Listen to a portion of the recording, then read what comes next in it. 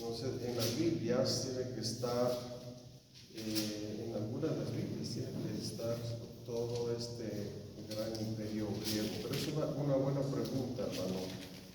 De todos los pueblos que cayeron en manos de Alejandro el Magno. Entonces estaba todo lo que es Palestina, todo lo que antes era de este imperio caldeo, que eran los pueblos árabes. Todos esos pueblos cayeron en manos de Alejandro el Magno. Todo lo que, lo que podríamos considerar la vieja Europa, aún cierta parte de lo que hoy es China. China es un imperio enorme, ¿no? Algunos sectores, si uno pone a Israel acá en el Medio Oriente como centro y ponerle un círculo grandote, ya mucho de ese sector de lo que hoy conocemos como antigua Europa cayó en manos de Alejandro el Magno. Entonces, de ahí la gran influencia de esta lengua que él impuso y de esta filosofía que aún ha llegado a nuestros días. Se ha dicho que los romanos conquistaron esa parte del mundo, el gran imperio romano conquistó militarmente, pero que ellos fueron conquistados por el pensamiento, la lengua y la filosofía griega. Y esa influencia todavía ha llegado a nuestros días. De hecho, en nuestras escuelas, colegios, todavía se estudia a los grandes filósofos griegos, como Aristóteles, Platón, Sócrates. Son grandes filósofos griegos. Y esa influencia llegó hasta la manera en que en el tiempo de San Agustín era el pensamiento, la filosofía con que se trataba de explicar las escrituras. Muchas cosas que eran muy difíciles, se trataba de darles un entendimiento, pero con esa base filosófica griega. Y eso fue, creo que uno de las grandes influencias que debemos considerar cuando tratamos de la interpretación bíblica. Cómo se interpretan ciertos pasajes, porque tenían un tinte de influencia griega. Pastor, otra pregunta. Cuando se dio la crucifixión de nuestro Señor Jesucristo en la cruz, fue clavada una inscripción. Sí, también dice que está en lo los tres escribieron idiomas. justamente en esos tres idiomas. ¿Sí? Lo escribieron en griego, en hebreo y en latín. Escribieron en lo que estaba rey de los judíos. Se escribieron en esas tres lenguas porque eran lenguas vivas en ese entonces, para que todo el mundo sepa. Se lo escribieron en esos tres idiomas. Pero también se armaba a veces polémica, ¿no? Bueno, claro, o sea, los que crucificaron a Jesús lo crucificaron acusándole de ciertas cosas que no eran reales.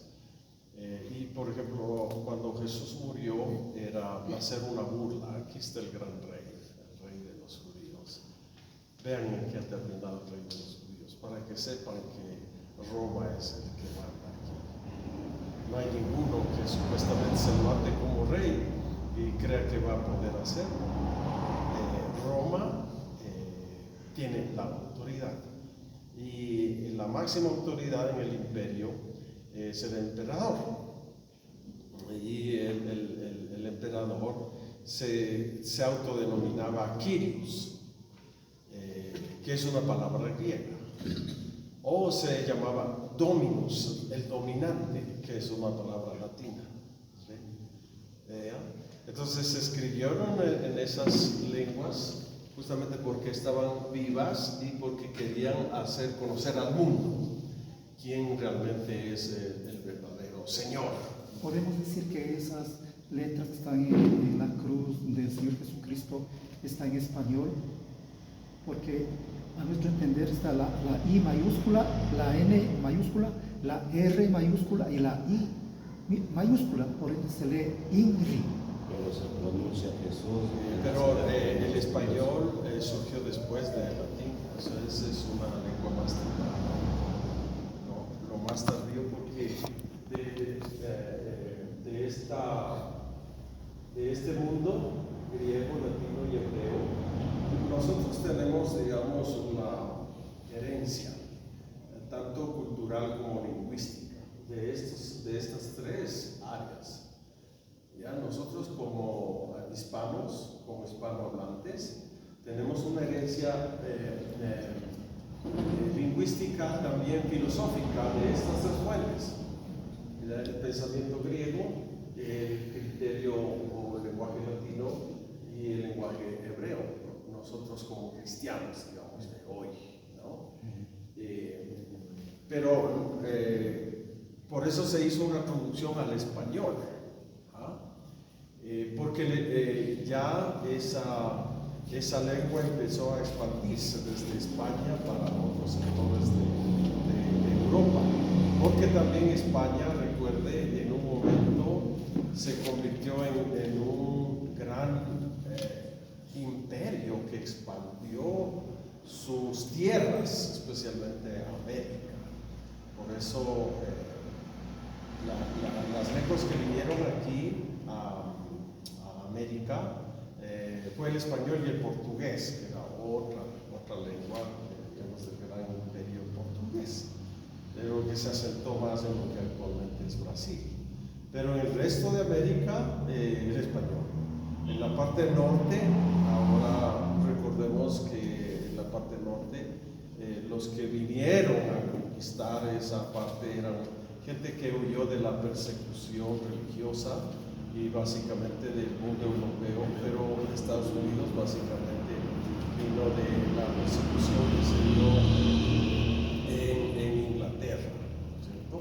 Entonces fueron mayormente personas de habla inglesa que fueron a colonizar los Estados Unidos. Y también Estados Unidos tuvo que hacer una lucha de independencia del gran imperio o Reino Unido o Inglaterra, y alcanzó su independencia. Y sin embargo siempre ha existido una relación muy íntima hasta ahora entre Inglaterra y Estados Unidos, aunque hubo una guerra de independencia. Como ahora nosotros, como latinos, tuvimos que hacer una guerra de independencia contra España, y sin embargo todavía a España le consideramos la madre patria. O sea, todavía existe un vínculo. Son vínculos históricos. Ok, pero eso solo como una cuestión de información general. ¿Cuál es la diferencia?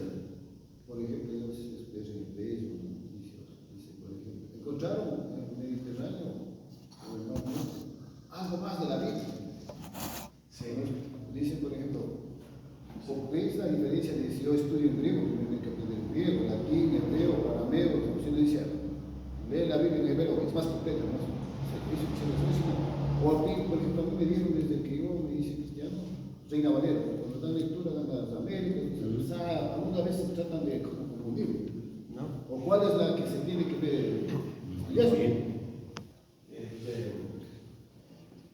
No es para confundirse, sino para entender cuál ha sido el proceso a través del cual la Biblia nos llegó a nosotros. Lo que sabemos es, históricamente, el Antiguo Testamento fue escrito en hebreo, y hay textos hebreos muy antiguos que están guardados celosamente por los judíos ortodoxos actuales. Tienen las copias antiguas, y ellos cuando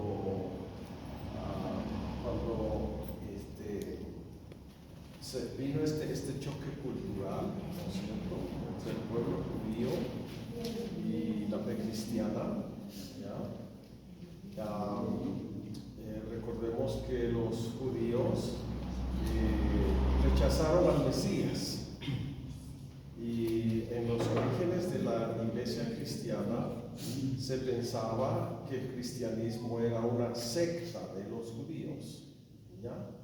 Y después se determinó que el cristianismo, aunque tiene raíces en la cultura hebrea, porque Jesús fue judío, ¿cierto? Entonces los judíos muy ortodoxos decidieron hacer una clarificación de separación, judíos y no judíos, judíos y el resto de pueblos, ¿cierto?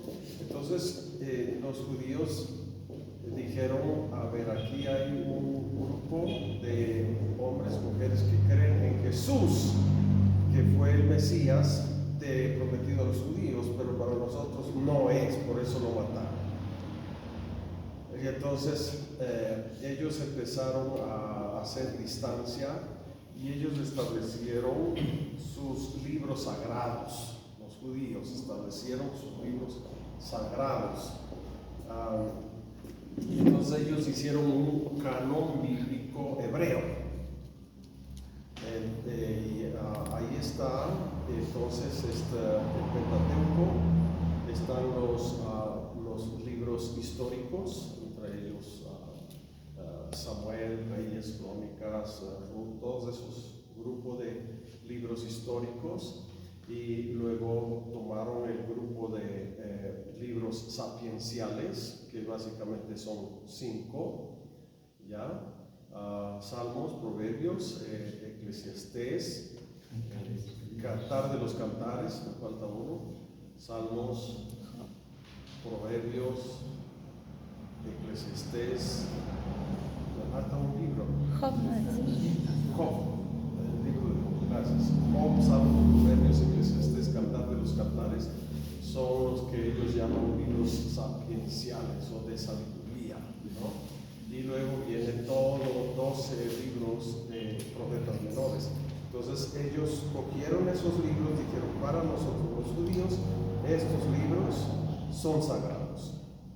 Y establecieron entonces un canon de los libros sagrados de judíos, para separarse de cuáles no eran libros sagrados para los judíos. Y empezaron a aparecer entonces los libros sagrados de los cristianos, que eran básicamente libros escritos por los apóstoles del Señor o por personas que estaban relacionadas con el Señor. Por ejemplo, entre ellos Santiago no fue un apóstol, digamos, nombrado por el Señor Jesús. Sin embargo, Santiago, esto vamos a hablar un poco ahora justamente en el sermón dominical. Santiago estuvo relacionado con Jesús porque él reconoció que su hermano Jesús era parte del Mesías. Entonces, ¿a dónde quiero llegar? Estos libros sagrados de los hebreos, los cristianos lo tomaron justamente como una base de revelación antigua, el Antiguo Testamento. El número de libros considerados sagrados para los judíos hasta hoy son el mismo número de libros que para nosotros también como cristianos están considerados como sagrados. Los libros sagrados de los judíos también son para nosotros, cristianos protestantes, como los únicos libros sagrados. Y luego vienen entonces todos los libros escritos por los apóstoles o gente relacionada con los apóstoles, que hoy los tenemos en el Nuevo Testamento. Sí, toda esa lista de los evangelios, las cartas generales, cartas pastorales. Tenemos un libro histórico, el libro de los Hechos, luego un libro profético, que es el libro de Apocalipsis. Entonces, nuestra Biblia está conformada por los libros sagrados de los judíos, considerados por los judíos, libros sagrados, y lo que los cristianos establecieron como libros sagrados que están dentro del canon bíblico. Entonces, nosotros tenemos que recordar cómo llegó entonces la Biblia y empezó a través de todo este proceso de depuración de cuáles son los libros que son considerados de revelación divina y cuáles no son. Ahora, ojo con la pregunta que hizo el hermano Jaime. Cualquier traducción hecha de manera muy responsable por cualquier editorial, sea editorial católica o sea una editorial protestante, que toma las fuentes más antiguas de estos escritos hebreos y griegos y lo han traducido al español, son traducciones confiables. Son traducciones. Ahí está el hecho, ¿no?, de esta lingüística. ¿Por qué tal traducción dijo que esta palabra debe traducirse así? Entonces, cuando usted toma traducciones digamos, de agencias o de grupo de eruditos católicos, hay una lista larga. Por ejemplo, está la versión Blanca Colunga. Es una versión católica. Cuando usted toma, sin considerar los libros deuterocanónicos, porque las Biblias católicas normalmente introducen libros que nosotros no consideramos de revelación divina, entonces esos son libros deuterocanónicos o escondidos, pero en la base de los libros que estamos de acuerdo, cualquier traducción, Blanca Colunga, por ejemplo, hay otra muy buena, Biblia de Jerusalén. ¿Ya? Hay otra muy buena, Torres Labrati.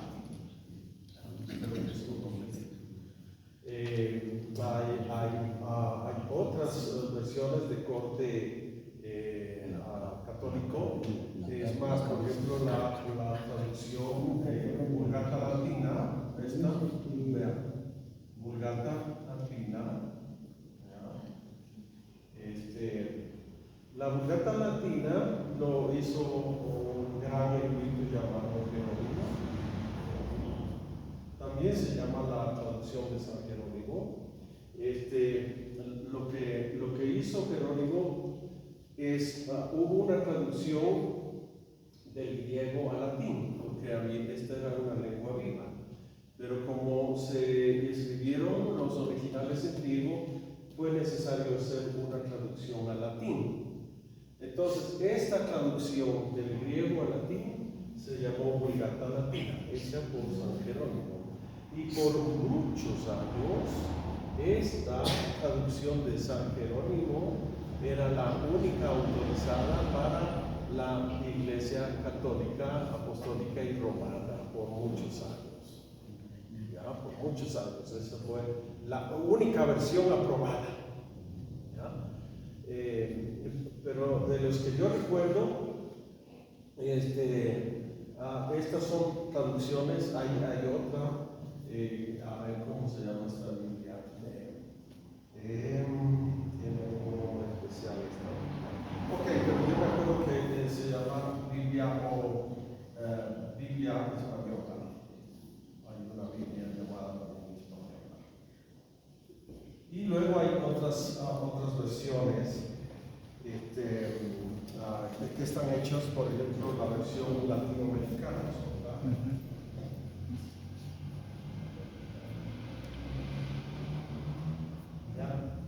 De las versiones que yo conozco que vienen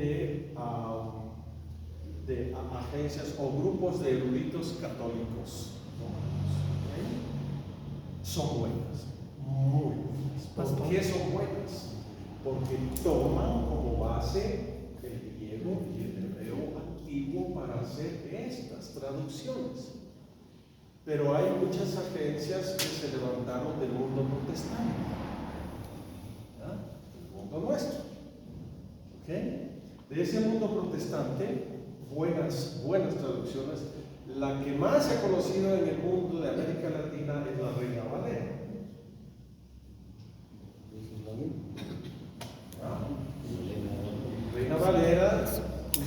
tomó el griego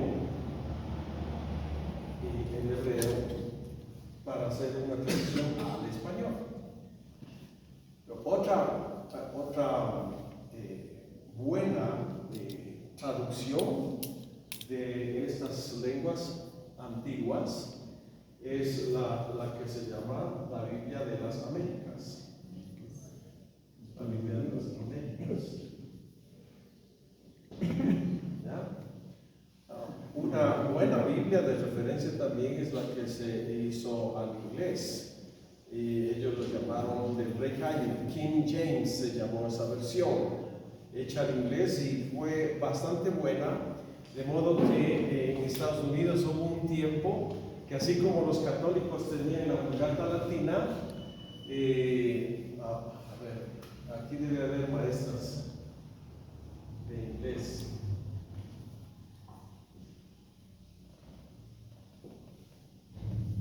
La versión King James fue hecha al inglés y hubo un tiempo en Inglaterra en que esta era la versión perfecta para los ingleses, los de habla inglés. Y otras versiones que tenemos, una buena versión que está hecho para nuestra lengua, se llama Biblia para Todos, Biblia Petera, Biblia para Todos. Hay otra versión para nosotros, es la versión del lenguaje actual. Otra versión que viene así de grupos de eruditos protestantes es esta versión bíblica, Dios habla hoy, que es otra versión. Pero, hermano Jaimito y hermanos en general, si usted toma el texto de estos libros considerados de origen divino, de revelación divina, que han sido traducidos por agencias católicas, cualquiera de estas, y cualquiera de estas que han sido de agencias protestantes, ¿no es cierto? Y los comparan, son idénticas, solo utilizan a veces otras palabras, unas más refinadas o más actuales que otras, pero en contenido son buenas. Para que usted haga un buen estudio de las Escrituras, yo le sugiero, por ejemplo, tomar de esta es una buena, esta es una buena, esta también es una buena, ¿no? Y usted toma estas, Reina Valera, Biblia de las Américas, Biblia del lenguaje actual, Biblia para todos. Toma como 3 de aquí y 3 de acá, y usted se mete a estudiar y lo que hace es darle mayor claridad. Pero en concreto, los significados son los mismos. De eso se trata. Las buenas traducciones de gente que ha estudiado estos idiomas, que ha estudiado cómo hacer traducciones, o sea, que conoce a profundidad griego, hebreo, arameo, pero que conoce además el español, que conoce a profundidad esas lenguas, ha hecho posible estas traducciones que tenemos actualmente en nuestras manos. Y no es de confundirse. Aquí hay otra versión que casi me olvido, Nueva Versión Internacional. La NBI, famosa, casi me olvido, es otra de las versiones. NBI es una muy buena para estudio. Buenas traducciones. Si uno quiere hacer un estudio serio de los textos. La última buena traducción. Tome estas. Entonces, la más también es buena. Lo único que hay que cuidarse versiones católicas, escuchen bien, de lo único que hay que cuidarse en estas versiones católicas son las notas marginales que aparecen acá. Ya esas notas marginales que aparecen en las Biblias católicas, Biblias de estudio, las notas que se ponen ahí siempre están inclinadas a favorecer la tradición católica. Ahí está la diferencia. Eso iba a decir, pastor, precisamente porque aparentemente todas son palabras de Dios. Pero si hablamos de la Biblia, de la tradición católica, romana, apostólica y tanta cosa, tenemos que tomar en cuenta y ser muy prudentes, muy cautelosos en no tomar en cuenta, si cabe el término, libro de Macabeos, etc. Sí, las versiones católicas normalmente traen lo que se llama libros apócrifos o deuterocanónicos, pero siempre están separados de los que son considerados sin ninguna duda de origen divino, ¿no? Pero en ese caso te sacan los libros deuterocanónicos y es muy celoso, cuidadoso en las notas marginales, porque muchas veces las notas marginales sí traen buena información de por qué se usó una palabra en la traducción, y eso es bueno, eso nos ayuda. Lo que no ayuda es cuando hay comentarios que favorecen la tradición católica y contradicen lo que realmente la escritura tiene que decir. O sea, lo mueven por ahí para tratar de convencer, darle un sentido que no tiene. Para nosotros, descubrir el sentido original, ese es el desafío. Y que le tome como el autoridad al Papa. natural. Y que le tomen como autoridad al Papa. Sí. Entonces, muchas veces en las notas marginales se encuentran algunas cosas que podrían favorecer la adoración o veneración a imágenes. Pastor, yo quisiera, si me puede explicar un poquito sobre el canon, porque, bueno, algún momento ya me lo explicaron, pero no me quedó tan claro. Porque si nosotros hablamos de las notas marginales de cada Biblia, sea evangélica o sea católica, se llega a ese punto, ¿no? Por ejemplo, en los católicos en nuestra Biblia pueden decir, claro, ellos favorecen, como decir, a una doctrina que no va acorde a los católicos. Entonces yo quisiera ver cómo fue canonizada la Biblia y todo lo demás. A ver, ya he hablado, por ejemplo, de cómo se canonizó los libros del Antiguo Testamento en hebreo. Fueron los mismos judíos los que dijeron, cuando apareció el cristianismo, para separarse del cristianismo, porque el cristianismo surgió con Cristo y los hebreos rechazaron a Cristo ya como el Mesías. Entonces ellos dijeron, señores, para nosotros los únicos libros de origen divino son estos: Pentateuco, libros históricos, libros poéticos, libros de profetas menores, 5 a 12 profetas mayores. Estos libros son el canon judío. El mismo canon judío es para nosotros los cristianos de hoy el canon del Antiguo Testamento. ¿Estamos claros? El mismo canon que es para los judíos ortodoxos históricos, para ese pueblo, nosotros lo aceptamos como libros canónicos del Antiguo Testamento. En el Nuevo Testamento, el proceso fue largo, porque en la iglesia primitiva, en los primeros 100 años, pues, se reunieron, ellos aceptaron a Cristo como Mesías y empezaron a adorarlo como Dios. Y entonces muchas referencias que ellos utilizaban tenían que ver justamente con notas del Antiguo Testamento, porque habían prometido, en el Antiguo Testamento estaba la promesa del Mesías, Y Pablo y los apóstoles explicaron cómo el Mesías prometido en el Antiguo Testamento estaba presente. Entonces los primeros cristianos también empezaron a separarse de los judíos porque los judíos rechazaron al Mesías y los cristianos aceptaron a Cristo como el Mesías, no solo Salvador de Israel, sino del mundo entero.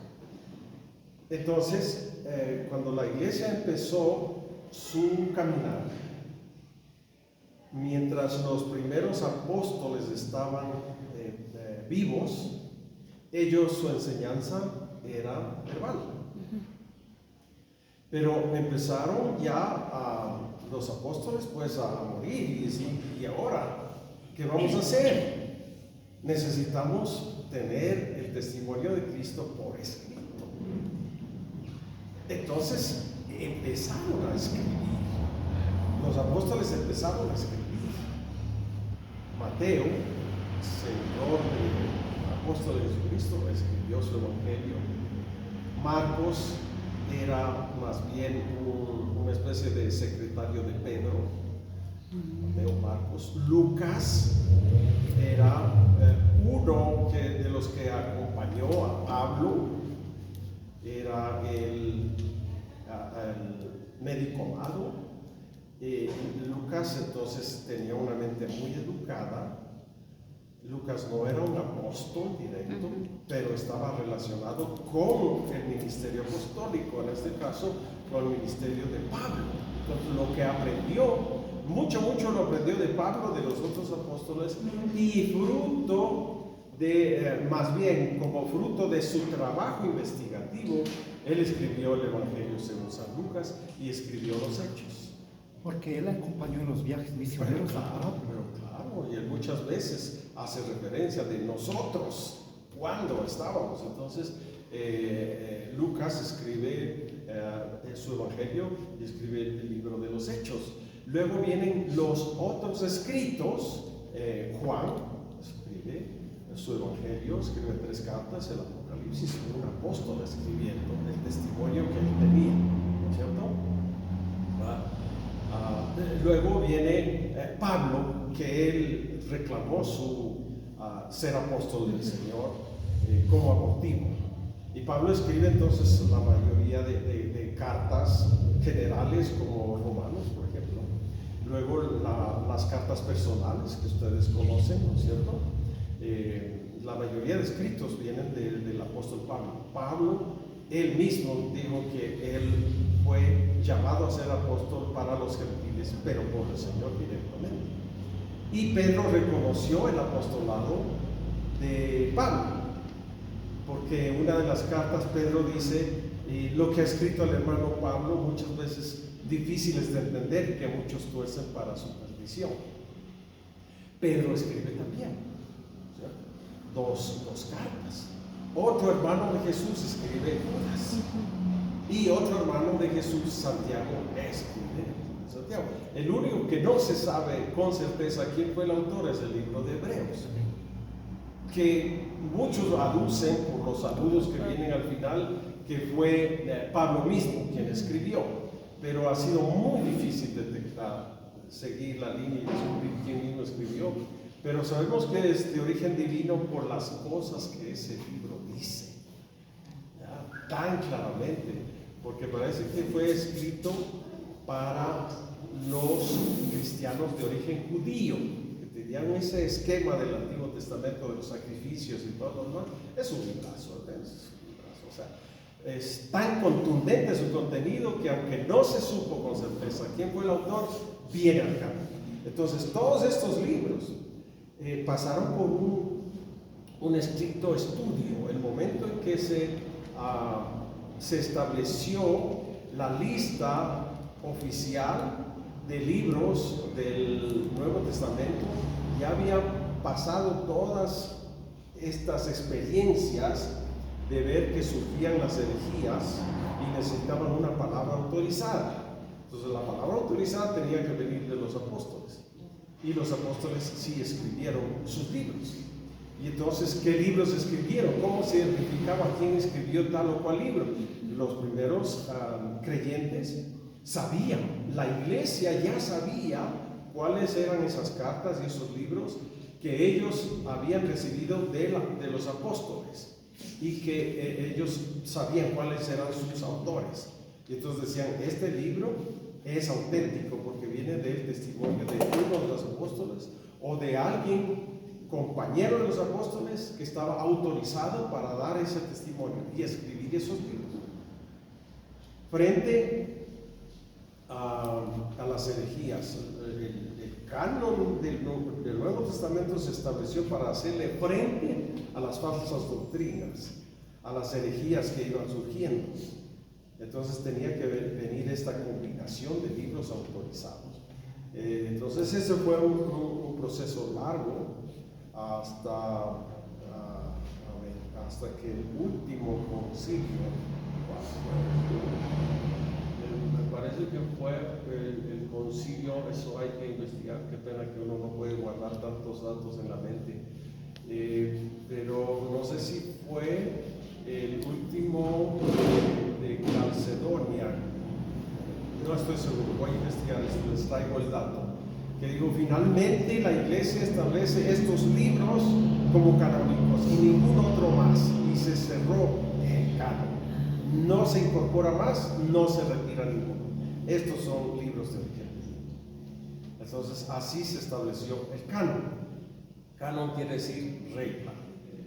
Para medir cualquier doctrina tiene que medirse con los libros que están en el canon de la Biblia. Canon es regla. ¿Cuál es la regla de fe? Lo que está escrito. ¿Quién ha escrito? Bueno, los escritos del Antiguo Testamento, que hemos dicho, los judíos ya lo avalaron, y los escritos apostólicos o de personas que estaban relacionadas con los apóstoles, que constituyen los 29 libros que tenemos en nuestro Nuevo Testamento. Pastor, ellos sí realmente fueron apóstoles que evidenciaron, que constataron, que pues ellos se llaman testigos, no como los testigos de Jehová. No. A ver, aquí creo que no dije bien el dato. Son 39 libros del Antiguo. Y del Antiguo Testamento. Y son 27 libros. Amén. Estos libros, 66. Amén. Es el canon bíblico. Pastor, Ese es el canon. disculpe, pastor, ¿qué significa ortodoxo?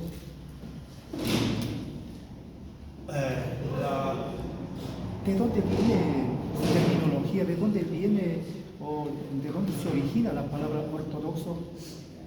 La palabra ortodoxo viene justamente del griego.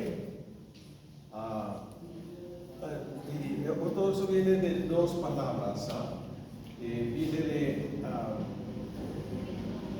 traducido a nuestro idioma, sana doctrina. Ortodoxia quiere decir doctrina sana. Doctrina sana. Orto viene de doxia, doctrina. Orto, sano o puro. Pero los términos son griegos.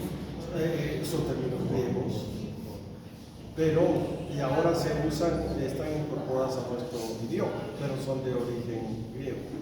Orto, pureza o sano, doxia, doctrina, doctrina sana.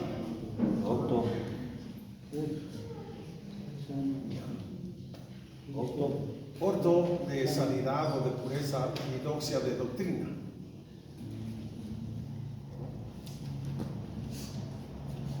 Gracias, pastor. El tiempo corrió. No avanzamos nada de nuestro tema.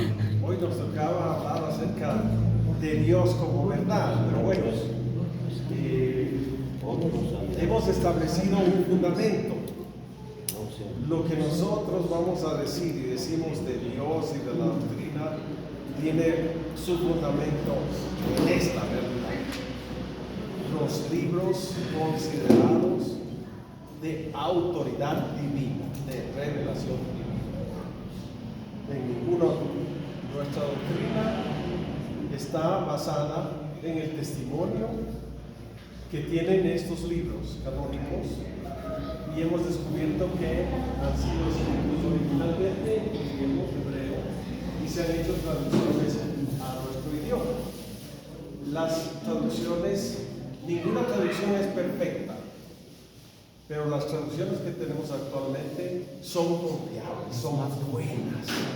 En poquitos textos hay todavía polémicas, ¿sí? Todavía no se ponen de acuerdo si estuvo o no en los textos más antiguos o se incorporó más adelante por ciertos copistas. ¿Qué pasó? Pero son pocos esos textos, y esos textos que todavía están en polémica de ninguna manera afectan en absoluto las convicciones que hoy tenemos como cristianos. ¿Sí? No afecta en nada nuestra fe en lo que Cristo es para nosotros. Pastor, una pregunta chiquitita nomás ya. En pocas palabras se puede decir que la Biblia católica, en donde están otros libros, no cumplieron, como decir, con el estudio, con los estándares que sí cumplió este canon. Ya, eso nomás. Sí. No.